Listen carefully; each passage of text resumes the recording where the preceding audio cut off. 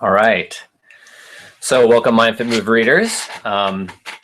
Sorry that I was a couple minutes late. I had to set up the camera and the lights and everything. I might actually turn this light off. It's a little bright.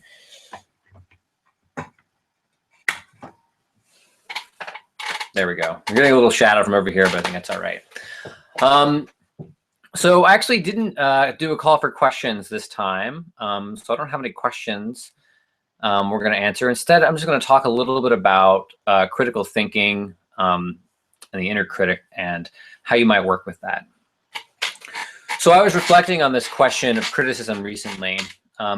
It's one of the things that I struggle with as a mindfulness person is a desire to criticize other people as well as to criticize myself. And I struggle with it for a variety of reasons. I know that in many ways, criticizing others isn't the best thing to do. And at the same time, it's something that I tend to do. I tend to sink into it. So there's specifically a Buddhist precept about this. The Buddhist precept says that I vow not to praise myself by criticizing others. And I think that that is a really good guide to what happens when we criticize other people. I think what typically happens when we are criticizing other people is that we are trying to make ourselves look better. And as I thought about this question of criticism, I realized that typically we're seeking three things when we criticize other people. So the first thing we're seeking typically is some sort of connection. So this happens when you have like kind of a bitching session or a griping session about a boss or somebody else. And so when that happens, we're trying to find that connection. And it's like, well, I don't like this thing and you don't like this thing, right? Like the enemy of my enemy is my friend. But the problem is that often that doesn't really create connection. It's something called collusion in nonviolent communication, where you're agreeing that something else is bad. But it often doesn't allow the person really who's expressing that pain or that suffering that's being caused by an unfortunate situation really to feel heard and to feel like they have empathy. So it's a little tricky. The second reason why typically people seek out criticism as a strategy is they're looking for reassurance. So they want to be reassured that they're good people. And by making other people bad or bringing forth an idea or a concept that someone else is worse than they are, they're kind of wanting to get that reassurance. So they're saying to someone else, like, isn't this a really bad thing, right?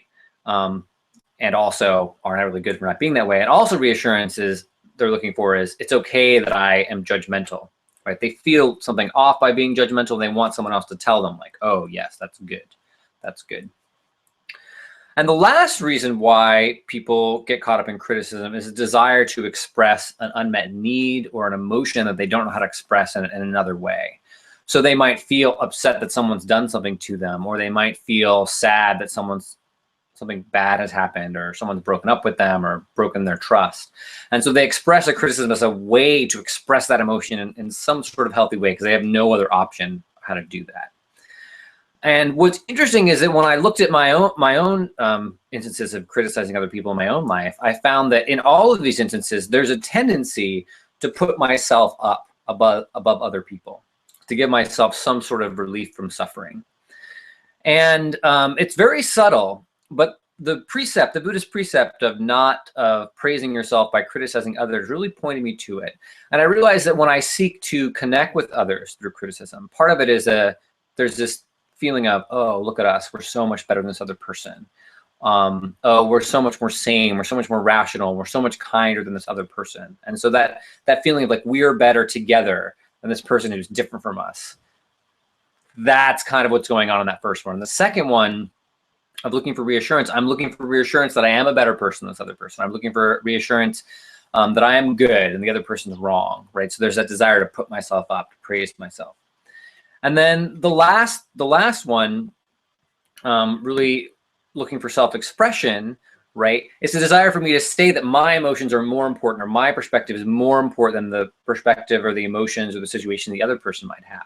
So instead of trying to be understanding of their perspective, I want to feel like my perspective is better or the more right one. And that's why often criticism can feel very righteous. So that's kind of the foundation. That's the basis of this idea of why we criticize other people.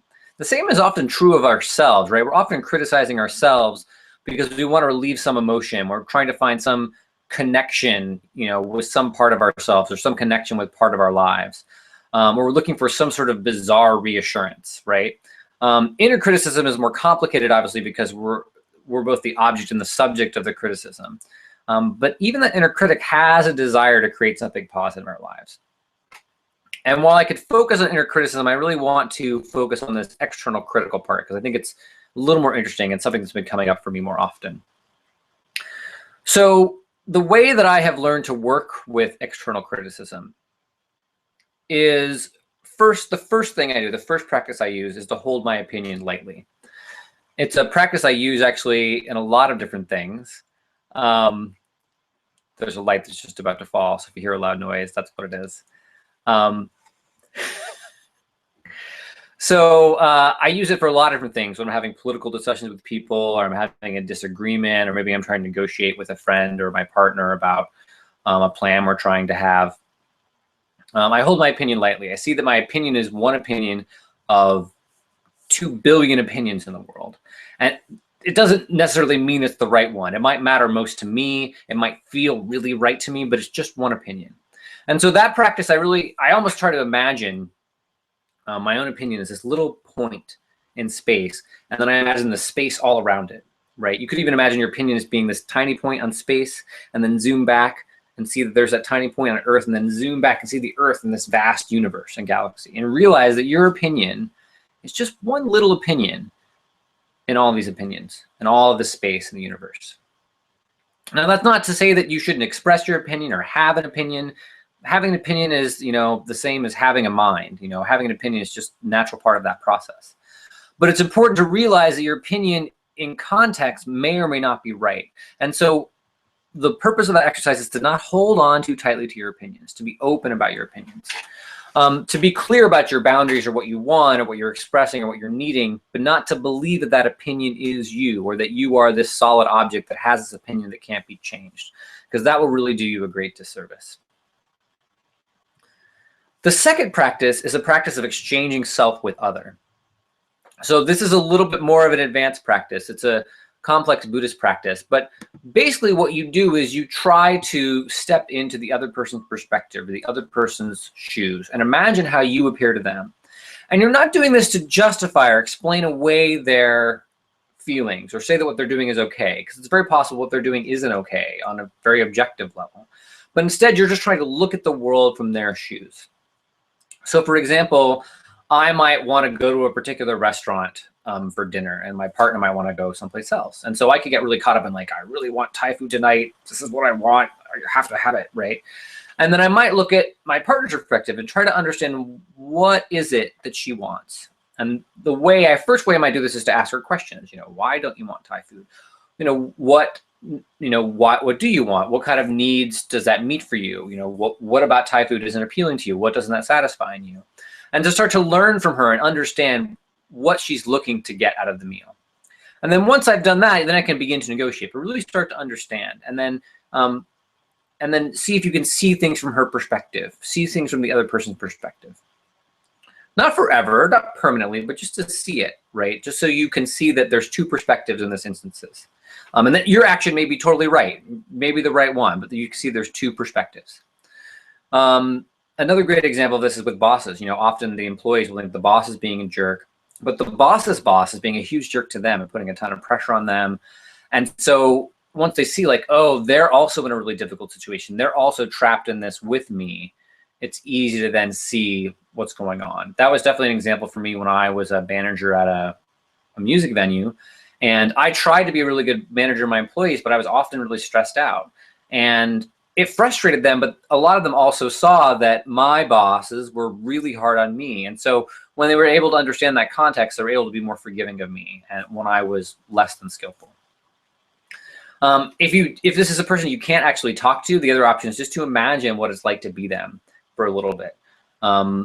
One other way, if you need to amp it up a little bit, if the person is really hard to connect with, you might imagine that they're a child and imagine the kind of childhood they might have had or the kind of suffering or difficult experiences they might have had, and use that as a basis to exchange yourself with others.